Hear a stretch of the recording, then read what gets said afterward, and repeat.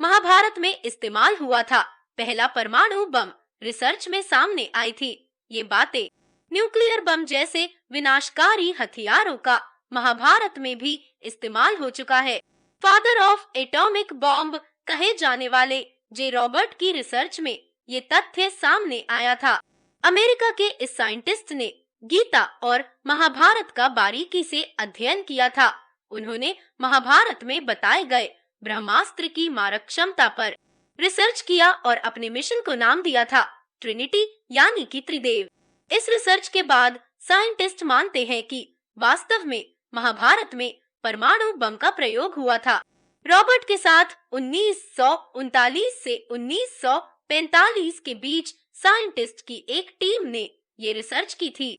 वहीं इसके बाद 42 वर्ष पहले पुणे के डॉक्टर व लेखक पद्माकर विष्णुवर्तक ने भी अपनी रिसर्च के आधार पर कहा था कि महाभारत के समय जो ब्रह्मास्त्र इस्तेमाल किया गया था वह परमाणु बम के समान ही था। डॉ वर्तक की लिखी किताब स्वयंभू में इसका उल्लेख मिलता है। रॉबर्ट ओपनहाइमर और डॉक्टर वर्तक की रिसर्च में ब्रह्मास्त्र को परमाणु हथियार माना गया।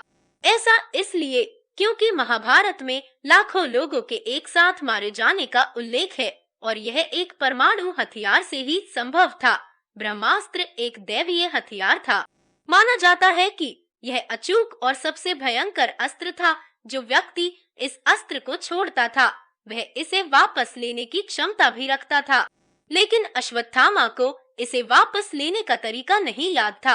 रामायण और महाभारत काल में ये अस्त्र गिने चुने योद्धाओं के पास था।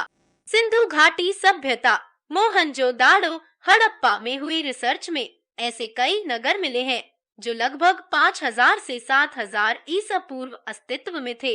यहाँ मिले नरकंकालों की स्थिति से पता चलता है कि मानो इन्हें किसी भयंकर प्रहार से मारा गया था।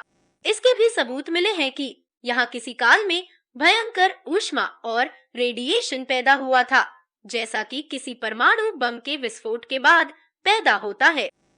माना जाता है कि दो ब्रह्मास्त्रों के आपस में टकराने से प्रलय के हालात बन जाते थे। इससे पृथ्वी के खत्म होने का डर रहता था। महाभारत में इसका पूरा उल्लेख है। प्राचीन भारत में कई जगहों पर ब्रह्मास्त्र के प्रयोग किए जाने का उल्लेख मिलता है। रामायण में भी मेघनाद से युद्ध हेतु लक्ष्मण ने जब ब्रह्मास्त्र का प्रयोग करना चाहा, तब श्री राम ने उन्हें यह कहकर रोक दिया कि अभी इसका प्रयोग उचित नहीं, क्योंकि इससे पूरी लंका साफ हो जाएगी। महर्षि वेद व्यास लिखते हैं कि जहाँ ब्रह्मास्त्र छोड़ा जाता है वहाँ 12 वर्षों तक जीव जंतु, पेड़ पौधे आदि की उत्पत्ति नहीं हो पाती।